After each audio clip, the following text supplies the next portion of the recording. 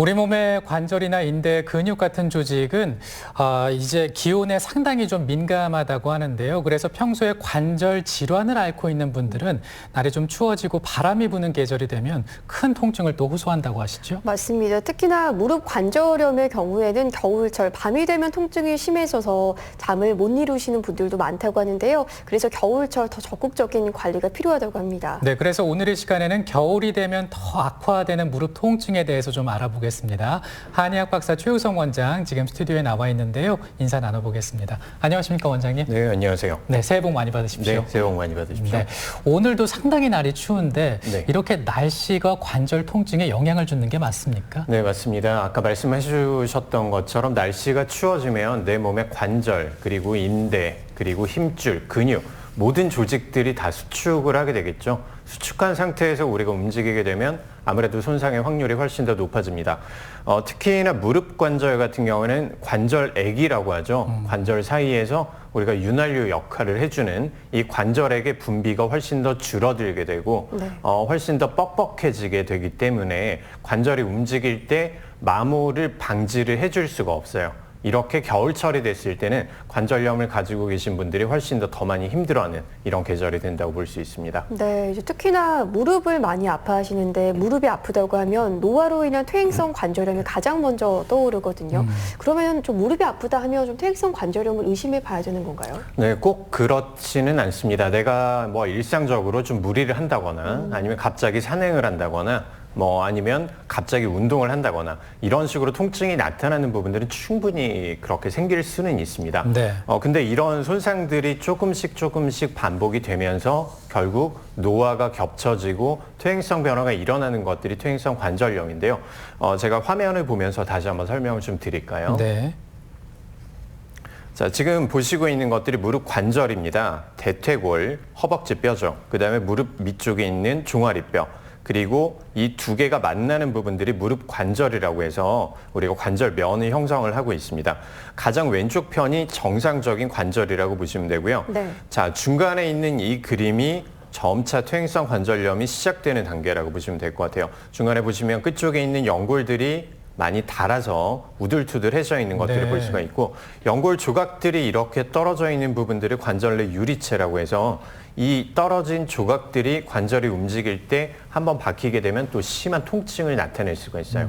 자, 마지막으로 오른쪽에 있는 그림들은 관절의 연골이 거의 다 닳아있는 최후의 상태고요. 이때는 뼈와 뼈끼리 부딪히기 때문에 통증이 아주 극심해지는 단계라고 볼 수가 있습니다. 아까 제가 설명드렸던 것처럼 한 번씩 이렇게 통증이 나타나는 부분들은 충분히 문제가 되지는 않습니다. 근데 이 부분들이 점차 누적이 되면서 이제 문제가 된다라고 보셔야 될 것 같고요.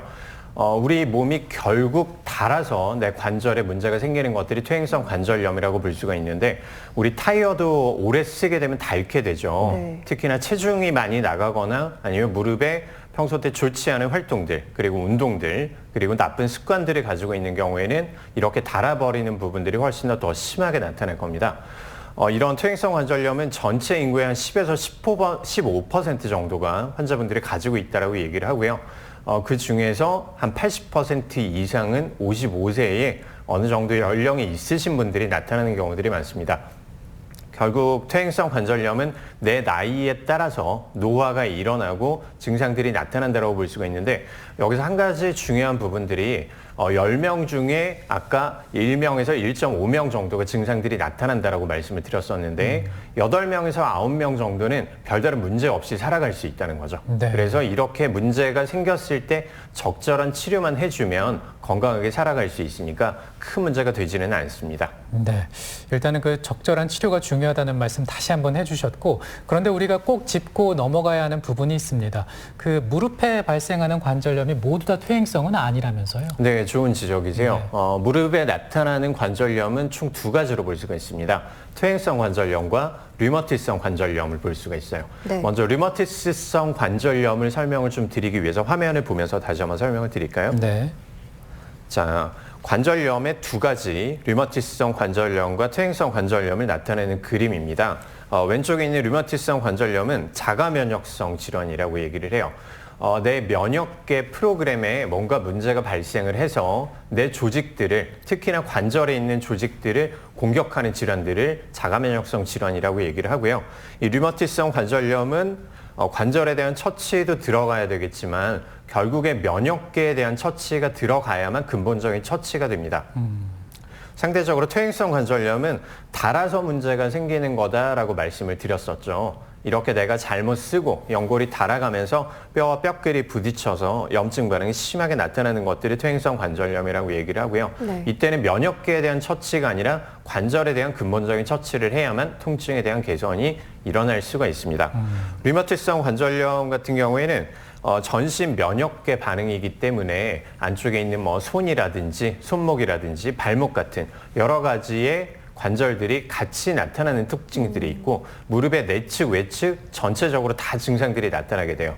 상대적으로 퇴행성 관절염 같은 경우에는 대부분의 우리 무릎 관절에는 무릎의 안쪽 편, 내측에만 하중이 집중이 되기 때문에 무릎 안쪽 면에 통증이 나타나는 특징이 있습니다. 바깥쪽은 거의 통증이 나타나지 않아요. 이렇게 류마티성 관절염과 퇴행성 관절염은 증상들도 약간 차이가 나고 그다음에 치료 방법도 완벽하게 틀리기 때문에 정확하게 감별해서 치료를 하셔야 됩니다. 네, 정확하게 감별이 필요한데 저는 한편으로 속상한 게 무릎이 아프다고 하면 빨리 병원에 가서 검사를 받아야 하는데 원래 그런 거다 하면서 방치하시는 분들 꽤 많거든요. 네, 원장님 맞습니다. 그런 경우 많이 보시죠? 네, 저희가 병원에서 환자분들이 진료를 하다 보면 시기를 놓친 경우가 정말 많아요. 한 번씩 통증이 나타나는 부분들은 절대 문제가 되지는 않습니다. 근데 이렇게 통증이 한 번씩 나타날 때 내가 무릎을 삐끗하거나 아니면 무릎이 뻐근하거나 이런 증상들이 있을 때는 결국 내 안쪽에 있는 연골들이 약간씩 금이 가는 상황이라고 보시면 될 것 네. 같아요. 자, 이렇게 금이 갔을 때 내 몸의 구조에는 이 금을 다시 또 수복하는, 회복하는 기전들이 있습니다. 살이 우리가 찢어졌을 때 그 살이 새 살이 붙는 것처럼 내 몸에 문제가 생겼을 때 간단한 경우에는 금방 다시 회복을 할 수가 있죠.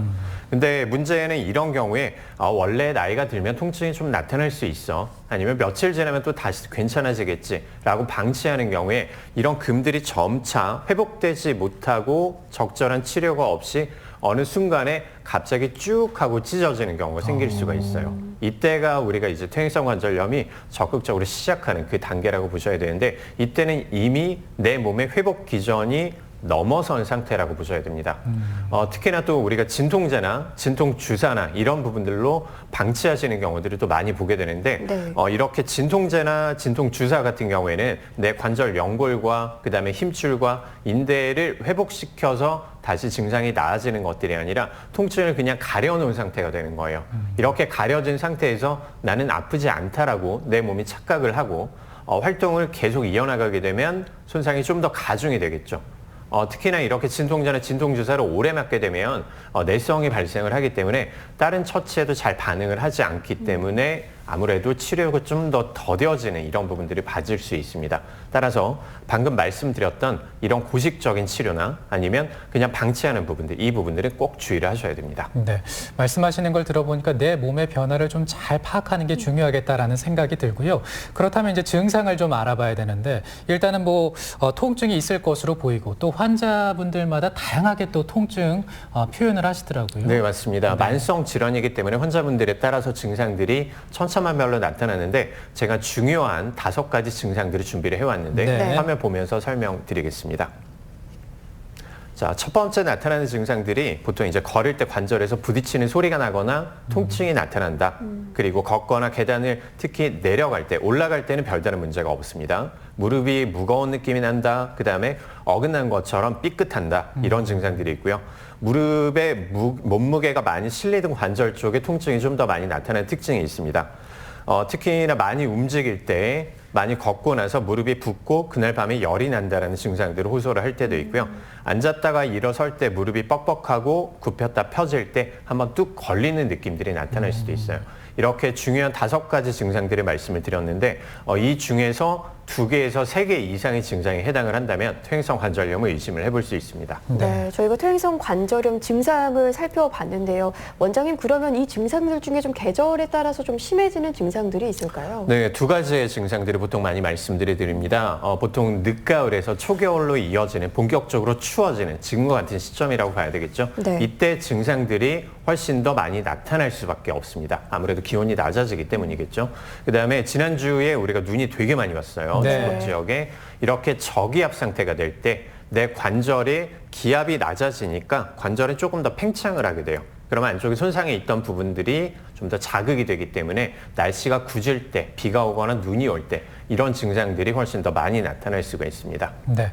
그리고 이제 무릎에 이제 좋지 않은 자세도 있다고 하는데 어떤 자세들이 좀 그렇습니까? 네, 병원에서 환자분들한테 제가 딱 3가지를 하지 마십시오라고 말씀을 드려요. 네. 무릎을 꿇지 마십시오. 그다음에 쪼그리고 앉는 자세를 피해 주십시오. 마지막으로는 양반다리를 피해 주십시오라고 말씀을 드리는데 모형으로 설명을 좀 드리겠습니다. 네. 네. 자, 무릎을 꿇는 자세가 됐을 때는 안쪽에 위쪽에 있는 대퇴골과 그다음에 경골이 서로 어긋난 상태에서 이렇게 관절이 밀려버리는 상황들이 될 수가 있습니다. 네. 자, 2번째, 쪼그리고 앉아 있을 때는 이렇게 관절이 굽힌 상태에서 위쪽으로 힘이 작동을 하기 때문에 무릎 연골에 걸리는 힘이 11배 정도까지 더 올라갈 수가 있어요. 마지막으로 양반 자세를 많이들 하시죠. 근데 이 양반 다리 자세를 할 때는 무릎을 한번 굽히고 그다음에 돌리는 상황들이 되기 때문에 무릎 안쪽에 있는 연골들이 훨씬 더 많이 꼬이게 돼요. 네. 이렇게 되면 무릎의 손상이 훨씬 더 심하게 나타날 수 있기 때문에 이 3가지 자세는 절대적으로 주의를 해주시는 게 좋습니다. 네, 참 이렇게 무릎에 관절염이 발생하면 이제 치료를 해야 될 텐데요. 한방에서는 약물 치료는 어떻게 하는 건가요? 네, 한약으로 2가지의 방법으로 치료를 할 수가 있습니다. 첫 번째는 관절의 염증과 부종을 가라앉혀 줄 수 있는 항염증 제제를 먼저 사용을 하고요. 네. 그다음에 근본적인 처치를 위해서 2단계 한약 처치로서는 안쪽에 금이 간 부분들을 손상을 복구시킬 수 있는 한약들을 처치를 합니다. 우리 아파트 외벽에 오래돼서 금이 가 있을 때 시멘트로 살짝 바르는 것들을 보신 적이 있을 거예요. 네. 비슷한 역할들을 하는 이 약물 치료를 시행을 하게 되고요. 특히나 퇴행성의 만성 질환인 퇴행성 관절염 같은 경우에는 우리가 약침이나 아니면 벌 독에서 추출한 침이죠. 봉침 같은 이런 요법들이 또 효과적입니다. 마지막으로는 추나요법을 통해서 내 골반 그리고 무릎 그리고 발목에 있는 관절까지 정렬을 바로 잡아줌으로써 안쪽에 있는 무릎에 걸리는 부하를 줄여줄 수 있는 추나요법을 사용을 할 수가 있습니다. 네. 오늘은 한의학 박사 최우성 원장과 함께 겨울철 무릎 통증에 대해서 좀 살펴봤습니다. 잘 관리하셔서 통증 없는 겨울철 만들어 보시기 바랍니다. 오늘 도움 말씀 고맙습니다. 네, 감사합니다.